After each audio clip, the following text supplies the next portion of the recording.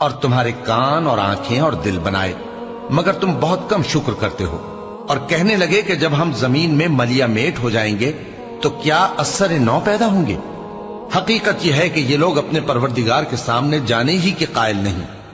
कह दो कि मौत का फरिश्ता जो तुम पर मुकर्रर किया गया है तुम्हारी रूहें कब्ज कर लेता है, फिर तुम अपने परवरदिगार की तरफ लौटाए जाओगे और तुम ताज्जुब करो जब देखो कि गुनाहगार अपने परवरदिगार के सामने सर झुकाए होंगे और कहेंगे कि ऐ हमारे परवरदिगार, हमने देख लिया और सुन लिया, तू हमको दुनिया में वापस भेज दे कि नेक अमल करें, बेशक हम यकीन करने वाले हैं।